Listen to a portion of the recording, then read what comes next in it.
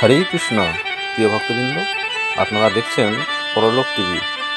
গুণবান যার গুণ আছে, রূপবান যার রূপ আছে, ভগবান যার ভগ আছে। এখন এই ভগ শব্দটার অর্থ কি আমাদের শাস্ত্রে সে সম্বন্ধে বর্ণনা করা হচ্ছে।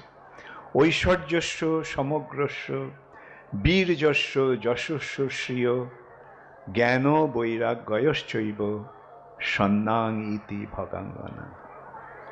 অর্থাৎ যার কাছে সমগ্র ঐশ্বর্য রয়েছে। কেউ বলতে পারবে তার কাছে সমগ্র ঐশ্বর্য সমগ্র সম্পদ রয়েছে? একটু আধটু কারোর কাছে থাকতে পারে, কিন্তু সমগ্র ঐশ্বর্য, সমগ্র বীর্য বা সমগ্র শক্তি, সমগ্র যশ, সমগ্র সৌন্দর্য, সমগ্র জ্ঞান এবং সমগ্র বৈরাগ্য, ত্যাগ। আমরা দেখতে পাই যে এর ছটা কি একটাও কারোর কাছে নেই।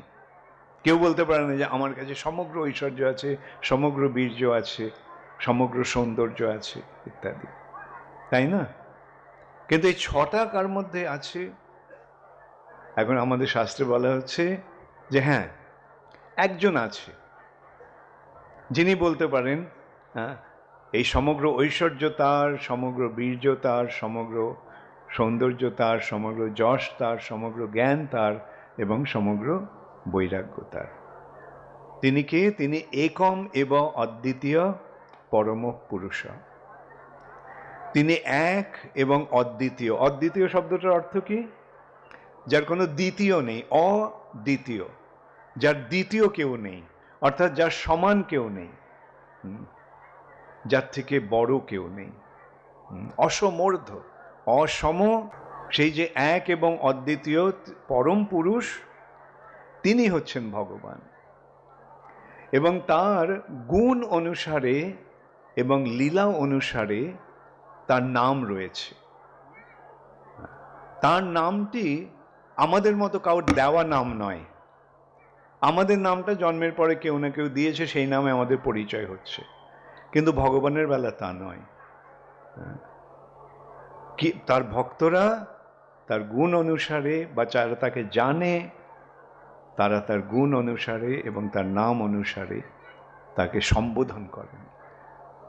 তার প্রতিটি নাম একটা বিশেষ তার গুণবাচক বা লীলাবাচক। যেমন তার নাম কৃষ্ণ। কৃষ্ণ, এই কৃষ্ণ নামটির অর্থ কি? কর্ষতি ইতি কৃষ্ণ, যিনি সকলকে আকর্ষণ করেন, তিনি হচ্ছেন কৃষ্ণ। ভগবান সকলকে আকর্ষণ করেন, হ্যাঁ, তাই তিনি কৃষ্ণ। তিনি সকলকে আনন্দ দান করেন। ভগবান সকলকে আনন্দ দান করেন, তাই তিনি রাম, রাম। তিনি সমস্ত জীবের আশ্রয়, তাই তিনি নারায়ণ। তিনি সমস্ত জগতের, এই জড় জগতের সৃষ্টিকর্তা, তাই তিনি বিষ্ণু। আবার তার লীলা অনুসারে তিনি লীলা বিলাস করছেন নন্দ মহারাজের পুত্র রূপে, তাই তার নাম নন্দ নন্দন, নন্দ দুলাল, যশোদা দুলাল, গোপীনাথ।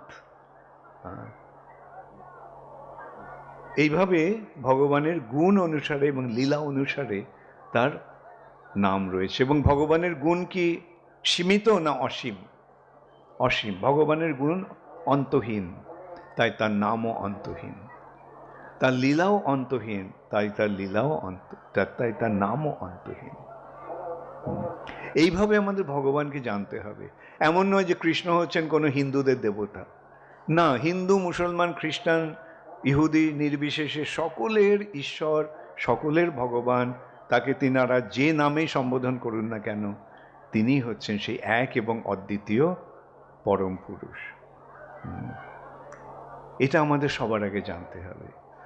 এবং এই ভগবানকে, ভগবান হচ্ছেন কৃষ্ণ, স্বয়ং ভগবান কৃষ্ণ দাপর যুগে এসে তিনি লীলাবিলাস করলেন কৃষ্ণ রূপে, নন্দনন্দন রূপে, ব্রজনাথ রূপে, রাসবিলাসী রূপে। এইটি ভগবানের বৃন্দাবন লীলার বৈশিষ্ট্য। ত্রেতা যুগে তিনি এসেছিলেন শ্রী রামচন্দ্র রূপে, এবং সত্যযুগে তিনি এসেছেন নরসিংহ রূপে, বরাহ রূপে, এবং যুগাবতার সত্যযুগে হচ্ছে হংসাবতার। তিনি এসে যুগধর্ম যে ধ্যান সেই শিক্ষা দিয়েছেন। হ্যাঁ, এই সূত্রে 4টে যুগ রয়েছে। সেই 4টে যুগ আপনারা নিশ্চয়ই সকলে জানেন। সেই 4টে যুগ হচ্ছে সত্যযুগ, ত্রেতা যুগ, দাপর যুগ এবং কলিযুগ। সত্যযুগের যুগধর্ম হচ্ছে ধ্যান। ধ্যানের মাধ্যমে ভগবানের সঙ্গে সম্পর্ক স্থাপন করা যায়। ত্রেতা যুগের যুগধর্ম হচ্ছে যজ্ঞ। দাপর যুগের যুগধর্ম হচ্ছে মন্দিরে ভগবানের পূজা অর্চনা, এবং কলিযুগের ধর্ম হচ্ছে সংকীর্তন। এই 4টে যুগের 4টে যুগধর্ম। এবং এই সূত্রে আমরা দেখতে পাই যে যতই যুগ এগোচ্ছে যুগধর্মটা তত সহজ হয়ে যাচ্ছে। ধ্যানের পন্থাটা অত্যন্ত কঠিন।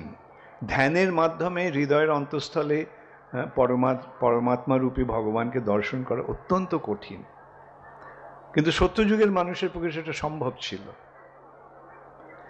ত্রেতা যুগে পন্থাটা আরেকটু সরল হয়ে গেল, যজ্ঞ।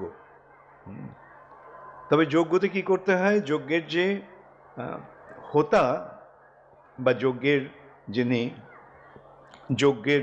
যজ্ঞটা যিনি করেন তাকে সেই যজ্ঞে সব কিছু অর্পণ করে দিতে হয়। সেই যজ্ঞ যখন সফল হয় তখন সেই যজ্ঞের মধ্যে যজ্ঞাগ্নি থেকে ভগবান প্রকাশিত হন। দাপর যুগে পন্থাটা আরো সরল হয়ে গেল, মন্দিরে ভগবানের পূজা। সেই পূজা আবার কিরকম, সেটাও সরল নয় তেমন। প্রায় বলতে গেলে দিনের মধ্যে 24 ঘন্টাই ভগবানের সেবায় লেগে থাকতে হয়, কয়েক ঘন্টা কেবল ঘুমানোর ব্যবস্থা থাকতে পারে। তাহলে কলিযুগের পক্ষে সেটাও সম্ভব নয়, মন্দিরে ভগবানের পূজা করা, এবং সেই পূজা যখন সার্থক হয় তখন ভগবানের সঙ্গে সম্পর্ক স্থাপন হয়। তাই কলিযুগের পন্থাটা আরো সরল হয়ে গেল। সেই পন্থাটা কি? সেই পন্থাটি হচ্ছে সংকীর্তন। কৃতে যদ্ধায়তে বিষ্ণু ত্রেতায়াম যজতে মখৌ দাপরে পরিচর্যায়াম কলৌ তদ হরিকীর্তনাদ। কৃত মানে সত্যযুগে, কৃতে যদ্ধায়তে বিষ্ণু, ভগবানের ধ্যান করাটাই হচ্ছে যুগধর্ম। ত্রেতায়াম যজতে মখৌ, ত্রেতা যুগে ভগবানের যজ্ঞ। দাপরে পরিচর্যায়াম, দাপরে মন্দিরে ভগবানের পূজা, এবং কলৌ কলিযুগে তদ হরিকীর্তনাদ। এই সম্বন্ধে শ্রীমদ্ ভাগবতেও বলা হচ্ছে কলিযুগের যুগধর্ম সম্বন্ধে। কলের দোষে নিধে রাজন, নবযোগেন্দ্র মহারাজ নিমিকে উপদেশ দিচ্ছেন যে কলের দোষে নিধে রাজন অস্তিহি এক মহান গুণ কীর্তনাদেব কৃষ্ণস্য মুক্ত সঙ্গ পরম ব্রজেত। কলের দোষে নিধে রাজন, হে মহারাজ, এই কলিযুগটা হচ্ছে দোষের বা পাপের নিধি, পাপের শিরোমণি হচ্ছে এই কলিযুগ, পাপের সমুদ্র হচ্ছে এই কলিযুগ। কিন্তু এই কলিযুগের একটা মহান গুণ রয়েছে, অস্তি মানে আছে, হি অবশ্যই, এক মহান গুণ, একটা মহৎ গুণ রয়েছে, একটা মহান গুণ রয়েছে কলিযুগে। সেটা কীর্তনাবদেব কৃষ্ণস্য মুক্ত সঙ্গ পরম ব্রজেত।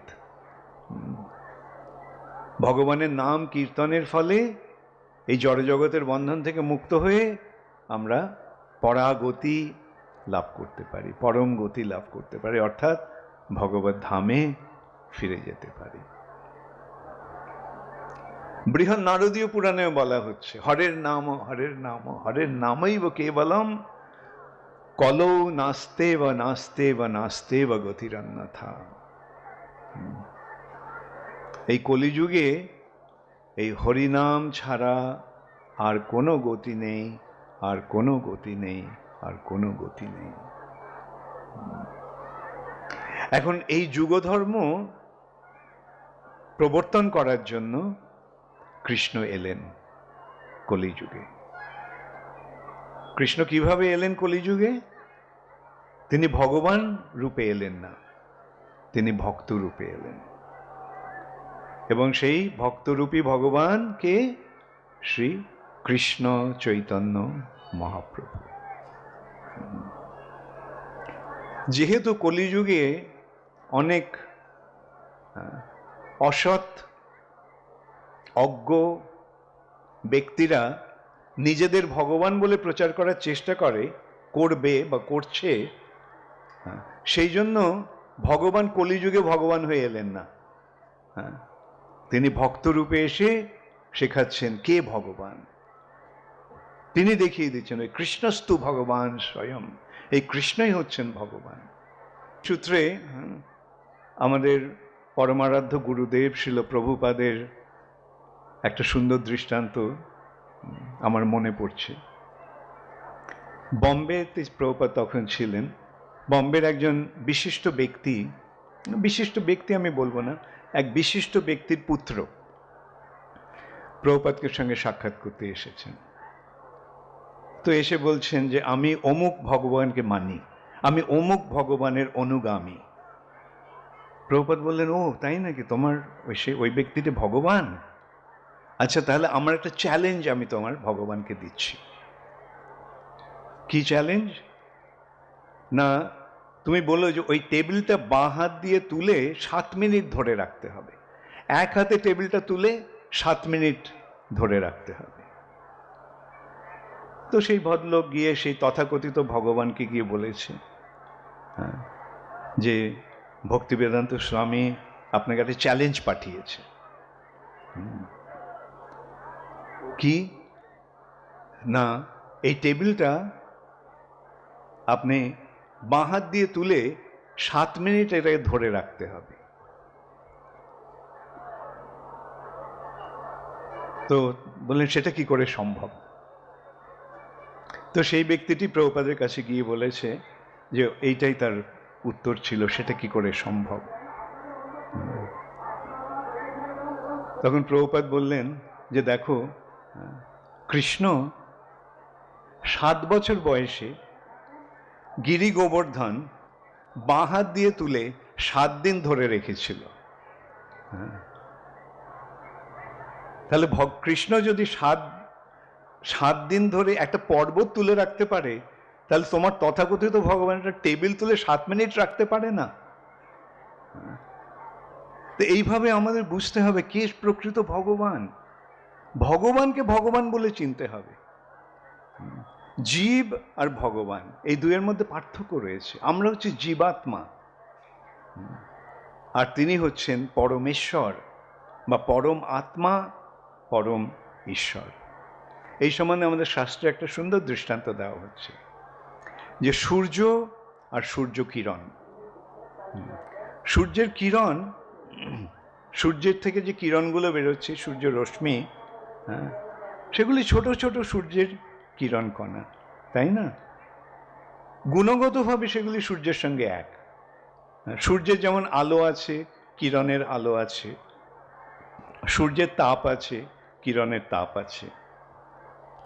কিন্তু কেউ কি বলে যে কিরণটা সূর্য? কিরণটা হচ্ছে সূর্যের অংশ। তেমনি কৃষ্ণ হচ্ছেন পূর্ণ, আর আমরা হচ্ছে তার অংশ। গুণগতভাবে আমরা এক, কিন্তু আয়তনগতভাবে আমরা ভিন্ন। যেমন এক বিন্দু জল আর একটা সাগর, দুটোই জল। সাগরের গুণ বিন্দুতেও রয়েছে, আবার সাগরেও রয়েছে। কিন্তু বিন্দুটা ক্ষুদ্র আর সাগরটা অসীম। এইভাবে আমাদের ভগবানের সঙ্গে আমাদের পার্থক্যটা উপলব্ধি করতে হবে, বুঝতে হবে। জীব কখনো ভগবান হতে পারে না। জীব দুটো অবস্থায় থাকতে পারে, বদ্ধ অবস্থায় থাকতে পারে অথবা মুক্ত অবস্থায় থাকতে পারে। যখন আমরা ভগবান থেকে বিচ্ছিন্ন হয়ে যাই তখন আমরা বদ্ধ জীব বা জড়জগতের বন্ধনে আবদ্ধ জীব, আর যখন আমরা ভগবানের সঙ্গে যুক্ত থাকি তখন আমরা মুক্ত জীব। এই সম্বন্ধে আমাদের শাস্ত্রে খুব সুন্দর একটা দৃষ্টান্ত আছে। আগুনের স্ফুলিঙ্গ,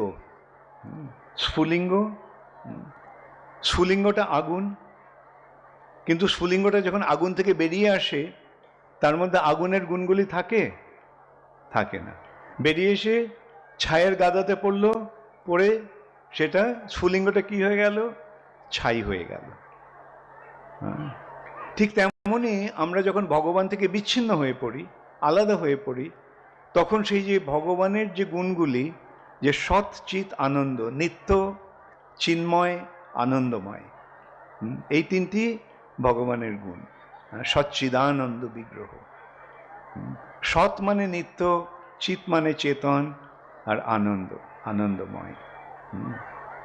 এই যে গুণটি, তিনটি চিন্ময় গুণ, এগুলো আমরা হারিয়ে ফেলে আমাদের এই যে চিন্ময় স্বরূপ, যে আমরা যে আত্মা, সেটা ভুলে গিয়ে আমরা আমাদের দেহটাকে আমাদের স্বরূপ বলে মনে করি। বোঝা গেল?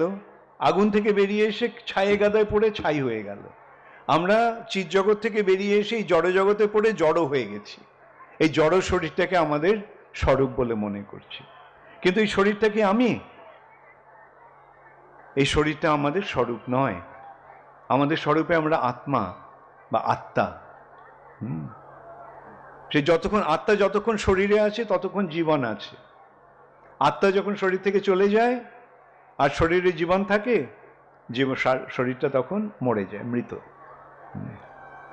আত্মা যখন একটা নতুন শরীর গ্রহণ করে সেটা হচ্ছে জন্ম, আর আত্মা যখন পুরনো শরীর ছেড়ে চলে যায় সেটা হচ্ছে মৃত্যু। তো এইভাবে আমাদের বুঝতে হবে যে এই শরীরটা হচ্ছে একটা আবরণ। আচ্ছা, আপনারা এখানে কে কে ভগবদ গীতা পড়ছেন? হাত তুলেন। খুব সুন্দর, খুব ভালো। আচ্ছা, ভগবদ গীতাতে ভগবান কি বলছেন? জীর্ণানি বাসাংসি যথা বিহায় নবানি গৃহাতি নরপরাণি তথা শরীরানি বিহায় জীর্ণানি অন্যানি সংজাতি নবানি দেহি। অর্থাৎ বাসাংসি, বসন, কাপড়টা যখন পুরনো হয়ে যায়, আমার পোশাকটা, বসনটা যখন পুরনো হয়ে যায় তখন কি করি? সেই পুরনো কাপড়টা ছেড়ে আমরা নতুন কাপড় পরি। ঠিক তেমনি এই তথা শরীরানি বিহায় জীর্ণানি, এই শরীরটা যখন জীর্ণ হয়ে যায়, পুরনো হয়ে যায়, তথা শরীরানি বিহায় জীর্ণানি অন্যানি সংজাতি নবানি দেহি। আমরা একটা নবানি দেহি, একটা নতুন দেহ ধারণ করি। এইটি হচ্ছে জন্ম মৃত্যুর রহস্য। যতক্ষণ আত্মা আছে ততক্ষণ জীবন আছে। যখন আত্মা শরীরটা ছেড়ে চলে যাচ্ছে তখন এই শরীরটা মৃত বা অচেতন, জড়। তাহলে এই শরীরের সঙ্গে আত্মার সম্পর্কটা কি? যেমন আমাদের সঙ্গে এই আমাদের পোশাকটার সম্পর্ক। আমরা এটা পরে আছি। কেউ কি বলবে যে আমার এই কাপড়টা আমি? না। অথবা যে কাপড়টা আপনার পরে আছেন সেটা আপনি, আপনার স্বরূপ না। ঠিক তেমনি এই শরীরটা আমাদের স্বরূপ নয়। এই শরীরটা আত্মার একটা আবরণ। তাহলে আমার স্বরূপে আমি কে? আমার স্বরূপে আমি হচ্ছে সেই চিন্ময় আত্মা, যে হচ্ছে ভগবানের অংশ। আচ্ছা, তাহলে আমি আবার সেই পুরনো দৃষ্টান্ত, আগের দৃষ্টান্তটাতে চলে যাচ্ছি। স্ফুলিঙ্গটা আগুন থেকে বেরিয়ে এসে ছায়ের গাদায় পড়েছে। পড়ে কি হলো? আগুন আছে না ছাই হয়ে গেছে? ছাই হয়ে গেছে। ঠিক তেমনি আমরা ভগবান থেকে বিচ্ছিন্ন হয়ে যাওয়ার ফলে এই জড়জগতের বন্ধনে আবদ্ধ হয়ে আছি। এই শরীরের বন্ধন, মনের বন্ধন, আত্মীয় স্বজন, বন্ধু বান্ধব ইত্যাদির বন্ধন, এই সময়গুলো হচ্ছে জড় বন্ধন। এইটাই হচ্ছে আমাদের এই জড়জগতের বন্ধন। এখন স্ফুলিঙ্গটা ছায়ের গাদায় পড়ে ছাই হয়ে গেছে, কিন্তু এখন যদি স্ফুলিঙ্গটা নিয়ে আবার আগুনের মধ্যে ফেলা হয় তাহলে কি হবে? আবার সেটা আগুন হয়ে যাবে, তাই নয় কি? তার আগুনের গুণগুলো তার মধ্যে আবার ফিরে আসবে। ঠিক তেমনি যখন আমরা ভগবানের সঙ্গে আমাদের সম্পর্ক স্থাপন করি, তখন আমরা আবার আমাদের চিন্ময় স্বরূপ প্রাপ্ত হই, আমাদের চিন্ময় গুণগুলি প্রাপ্ত হই। এখন প্রশ্ন হচ্ছে যে ভগবানের সঙ্গে সম্পর্ক স্থাপন করার পন্থাটি কি? কিভাবে ভগবানের সঙ্গে সম্পর্ক স্থাপন করা যায়? এখানে আমরা বিচার করে দেখি যে আপনারা মনে করুন যে কারোর সঙ্গে আপনার সম্পর্ক আছে, যেমন আপনারা যারা পিতা মাতা, আপনাদের সন্তানের সঙ্গে আপনাদের সম্পর্ক আছে, পতির সঙ্গে পত্নীর সম্পর্ক আছে, পত্নীর সঙ্গে পতির সম্পর্ক আছে, ভাইয়ের সঙ্গে ভাইয়ের সম্পর্ক আছে, বন্ধুর সঙ্গে বন্ধুত্বের সম্পর্ক আছে। তাহলে এই সম্পর্কগুলি কখন স্থাপিত হচ্ছে? এই সম্পর্কগুলি কখন হচ্ছে? যখন ভালোবাসা রয়েছে, তাই না? ভালোবাসা না থাকলে সম্পর্ক, মা যদি ছেলেকে ভালো না বাসতো তাহলে মায়ের সঙ্গে ছেলের সম্পর্ক হতো? পতি যদি পত্নীকে ভালো না বাসতো বা পত্নী যদি পতিকে ভালো না বাসতো তাহলে তাদের সম্পর্ক থাকতো? হতো না। তাহলে এখানে আমরা দেখতে পাচ্ছি যে সম্পর্ক স্থাপনের উপায়টা কি, প্রক্রিয়াটা কি? সেই উপায়টা হচ্ছে ভালোবাসা। এই ভালোবাসা যেটা আমাদের সকলের হৃদয়ে রয়েছে, তাই না? হৃদয়ে ভালোবাসা আছে। কে কে মনে করেন আপনাদের হৃদয়ে ভালোবাসা আছে? খুব ভালো। তাহলে এখন প্রশ্ন হচ্ছে এই ভালোবাসাটা কাকে দেব? এই ভালোবাসাটা যখন আমরা ভগবানকে দিই তখন ভগবানের সঙ্গে আমাদের সম্পর্ক গড়ে ওঠে। তাই প্রকৃত পন্থাটা হচ্ছে ভগবানকে ভালোবাসার পন্থা। এখন এই যে কথাগুলি আমি বললাম, এগুলি কিন্তু কোনোটাই আমার নিজের কথা নয়, এগুলি শাস্ত্রের কথা। আর এই কথাগুলি অত্যন্ত সরলভাবে কে দিয়ে গেছেন? ভগবান সম্বন্ধে কে এইভাবে জানিয়ে গেছেন? শ্রী কৃষ্ণ চৈতন্য মহাপ্রভু। শ্রী চৈতন্য মহাপ্রভুকে আপনারা কে কে জানেন? হাত তুলুন, কে কে মহাপ্রভুকে জানেন? আচ্ছা, অনেকেরই হাত তুলেছে, কিছু কিছু হাত ওঠেনি। কে কে মহাপ্রভুকে জানেন না? হাত তুলুন। আচ্ছা, তাহলে সকলেই মহাপ্রভুকে জানেন না? তো না হলে আমি মহাপ্রভু সম্বন্ধে মহাপ্রভুকে একটু জানিয়ে দিতাম। জানিয়ে দেব মহাপ্রভুকে? আচ্ছা, আমি আগে বলেছি দাপর যুগে কৃষ্ণ এসে তিনি লীলাবিলাস করলেন। লীলাবিলাস করার পরে কৃষ্ণ ভাবলেন যে আমি তো আমার এই ব্রজলীলা প্রকাশ করলাম, কিন্তু কিভাবে মানুষ এই ব্রজলীলায় প্রবেশ করবে? যথেষ্ট বিহরি কৃষ্ণ করে অন্তর্ধান, অন্তর্ধান করি মনে করে অনুমান। ভগবান লীলাবিলাস করলেন কৃষ্ণরূপে এসে দাপর যুগে। যথেষ্ট বিহরি কৃষ্ণ করে অন্তর্ধান, অন্তর্ধান করি মনে করে অনুমান। তিনি মনে মনে ভাবলেন, চিরকাল নাহি করি প্রেম ভক্তি দান, প্রেম বিনা জগতের নাহি অবস্থান। আমি এই যে প্রেম ভক্তি, ব্রজ প্রেম, এটা আমি সচরাচর দান করি না। কিন্তু এই ব্রজপ্রেম যদি লাভ না হয় তাহলে মনুষ্য জীবনের উদ্দেশ্য কি রইল?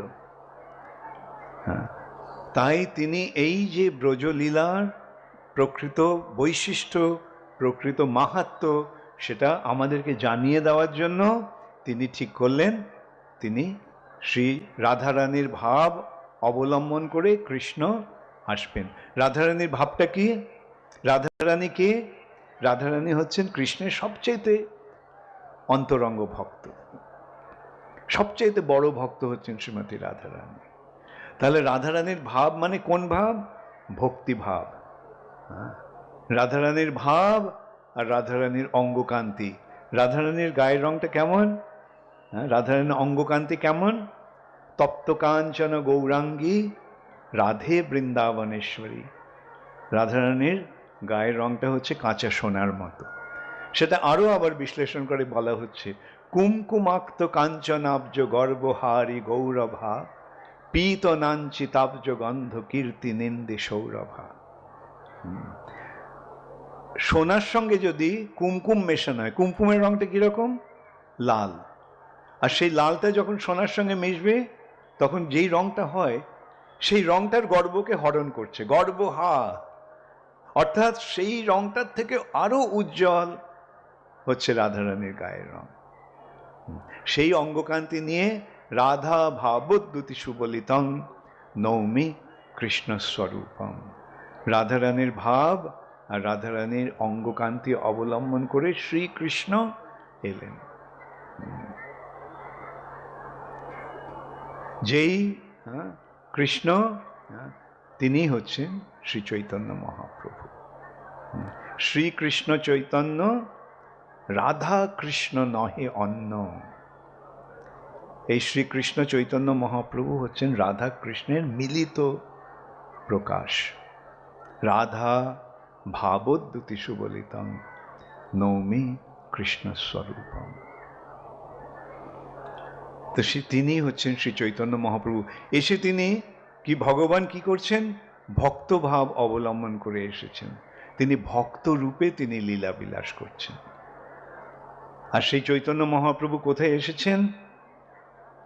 তিনি কোথায় আবির্ভূত হলেন? নবদ্বীপে। নবদ্বীপ কোথায়? এই গৌরমণ্ডল বা বঙ্গভূমিতে। এইভাবে এই বঙ্গভূমিতে অবতীর্ণ হয়ে শ্রী চৈতন্য মহাপ্রভু এই বঙ্গভূমিকে ধন্যাতি ধন্য করে গেছেন। এটা আমাদের অত্যন্ত সৌভাগ্যের বিষয় যে মহাপ্রভু এখানে এসেছেন। মহাপ্রভু এই যেই ভাষায় আমরা কথা বলছি, সেই ভাষায় মহাপ্রভু কথা বলেছেন। এই ভাষায়, এইভাবে, এই স্থানে তিনি তার ভক্তদের সঙ্গে লীলা বিলাস করেছেন। শ্রীকৃষ্ণ চৈতন্য প্রভু জীবে দয়া করি, সপার্ষদ স্বীয় ধাম সহ অবতরী, অত্যন্ত দুর্লভ প্রেম করিবারে দান, শিখায় শরণাগতি ভকতের প্রাণ। শ্রীকৃষ্ণ চৈতন্য মহাপ্রভু জীবদের দয়া করার জন্য, জীবে দয়া করি, সপার্ষদ স্বীয় ধাম সহ অবতরী। তিনি কিভাবে এলেন? তার পার্ষদদের নিয়ে, তার ধাম নিয়ে। সপার্ষদ স্বীয় ধাম সহ অবতরী, অত্যন্ত দুর্লভ প্রেম করিবারে দান। অত্যন্ত দুর্লভ প্রেম, এই যে কৃষ্ণ প্রেম, এটা ব্রহ্মারও দুর্লভ। ব্রহ্মারও দুর্লভ প্রেম সবাকারে যাচে। তিনি যেচে যেচে সকলকে এই কৃষ্ণ প্রেম দান করছেন, যেটা ব্রহ্মার দুর্লভ, যেটা শিবেরও দুর্লভ। সেই কৃষ্ণ প্রেম তিনি দান করছেন। তিনি জীবকে কৃপা করলেন, জীবদের কৃপা করেছেন, আমাদের কৃপা করেছেন। তাই জন্য শ্রী চৈতন্য মহাপ্রভুকে জানবার চেষ্টা করতে হবে। আর দেখুন, মহাপ্রভু সম্বন্ধীয় বহু সমস্ত গ্রন্থাবলী বাংলা ভাষাতে রয়েছে। এটা আমাদের কত সৌভাগ্য। শিল প্রভুপাদ চৈতন্য চরিতামৃত ইংরেজি ভাষায় অনুবাদ করেছেন। আর তার ফলে আজকে কি হয়েছে? সারা পৃথিবী জুড়ে মানুষ এই চৈতন্য মহাপ্রভুর পদাঙ্ক অনুসরণ করে চৈতন্য মহাপ্রভুর ভক্ত হচ্ছেন। অত্যন্ত দুর্লভ যে কৃষ্ণ প্রেম, সেই কৃষ্ণ প্রেম লাভ করছেন। অত্যন্ত দুর্লভ প্রেম করিবারে দান, শিখায় শরণাগতি। শরণাগতি মানে ভগবানের শরণ নেওয়ার পন্থা, ভগবানের কাছে আত্মনিবেদন করার পন্থা, ভগবানের কাছে নিজেদের সমর্পণ করে দেওয়ার পন্থা। আমার নাহি তো আমি, আমি আর আমার রইলাম না, তোমার চরণে আমি নিজেকে সমর্পণ করে, নিজেকে উৎসর্গ করে আমি তোমার হয়ে গেলাম। এইটি হচ্ছে ভক্তির বৈশিষ্ট্য। আমরা তখন আমার থাকছি না, আমরা ভগবানের হয়ে যাচ্ছি। আর ভগবান যদি ভগবান আমাদের গ্রহণ করেন, তাহলে আর কি ভয়, আর কি চিন্তা? যিনি সমস্ত জগতের মালিক, যিনি সমস্ত জগতের নিয়ন্ত্রণকারী, তিনি যদি আমাদের রক্ষণাবেক্ষণ করেন, তাহলে আমাদের আর কি চিন্তা থাকতে পারে? সেই শিক্ষাটি শ্রী চৈতন্য মহাপ্রভু। সেই শিক্ষাটি শ্রী চৈতন্য মহাপ্রভু দিয়ে গেছেন। এইভাবে আমরা শ্রী চৈতন্য মহাপ্রভুর কৃপা লাভ করতে পারছি। শ্রী চৈতন্য মহাপ্রভুর শিক্ষা কি? শ্রী চৈতন্য মহাপ্রভুর শিক্ষা হচ্ছে আরাধ্য ভগবান। আমাদের পরমারাধ্য কে? পরমেশ্বর ভগবান, আরাধ্য ভগবান। সেই ভগবানকে ব্রজেশ তনয়, ব্রজের ঈশ্বর বা ব্রজের রাজা, বৃন্দাবনের রাজাকে নন্দ মহারাজ। সেই যে কৃষ্ণ, তিনি নন্দ মহারাজের পুত্র। আরাধ্য ভগবান ব্রজেশ তনয়, স্তদ্ধাম ও বৃন্দাবনম, তার ধাম হচ্ছে বৃন্দাবন। তিনি কোথায়? তার ধাম মানে তিনি কোথায় নিরন্তর বিরাজ করেন? বৃন্দাবনে। স্তদ্ধাম ও বৃন্দাবনম। সেই সূত্রে আমরা এটাও বলতে পারি যে ভগবানকে, পরমেশ্বর ভগবানকে শ্রীকৃষ্ণ চৈতন্য মহাপ্রভু। যদিও তিনি ভক্তরূপে এসেছেন, তিনি হচ্ছেন স্বয়ং ভগবান। তার ধাম কোনটা? তার ধাম নবদ্বীপ। বৃন্দাবন যেমন মথুরা মণ্ডলে, নবদ্বীপ গৌর মণ্ডলে। অতএব নবদ্বীপ আর বৃন্দাবনে কোনো পার্থক্য নেই, কোনো ভেদ নেই। স্তদ্ধাম ও বৃন্দাবনম। রম্মা কাচিদ উপাসনা ব্রজবধূ বর্গেন যা কল্পিতা। ব্রজবধূ মানে ব্রজ গোপীরা যেভাবে ভগবানের আরাধনা করেছিলেন, সেইটি হচ্ছে সবচেয়ে অন্তরঙ্গ আরাধনা, সর্বশ্রেষ্ঠ আরাধনা। রম্মা কাচিদ উপাসনা ব্রজবধূ বর্গেন যা কল্পিতা। শ্রীমদ্ ভাগবতম প্রমাণম অমলম, এই যে উক্তিটি, তার প্রমাণ কি? এটা কি কারো মন গড়া কথা? শ্রীনাথ চক্রবর্তী বলছেন, যদিও তিনি এই কথাটি বলছেন, এটা কি তার নিজের মন গড়া কথা? না, মহাপ্রভুর পার্ষদ শ্রীনাথ চক্রবর্তী বলছেন যে শ্রীমদ্ ভাগবতম প্রমাণম অমলম। অমল পুরাণ শ্রীমদ্ ভাগবত হচ্ছে প্রমাণ। এই যে সমস্ত কথাগুলি এখানে বলছেন যে ভগবান হচ্ছেন কৃষ্ণ, তার ধাম হচ্ছে বৃন্দাবন, আর ব্রজ গোপিকারা যেভাবে তার আরাধনা করেছিল, ভক্তি করেছিল, সেটি হচ্ছে সর্বোচ্চ স্তরের ভক্তি। সেটি শ্রীমদ্ ভাগবতমের মূল তত্ত্ব। অতএব শ্রী চৈতন্য মহাপ্রভুর মতমিদম, এইটি হচ্ছে শ্রী চৈতন্য মহাপ্রভুর মত। তত্রাদর না পরহ, সেটিকে সাদরে গ্রহণ করো, আর কোনো কিছু গ্রহণ করার দরকার নেই। তো এইভাবে আমরা দেখতে পাচ্ছি ভগবান কেন তিনি ভক্তরূপে এলেন, ভক্তরূপে এসে তিনি কি দান করলেন? আমাদের সৌভাগ্যের পথটি খুলে দেওয়ার জন্য। অত্যন্ত দুর্লভ প্রেম করিবারে দান, অত্যন্ত দুর্লভ যে কৃষ্ণ প্রেম, কৃষ্ণ ভক্তি, সেই কৃষ্ণ ভক্তি দান করার জন্য তিনি এইভাবে এসেছেন।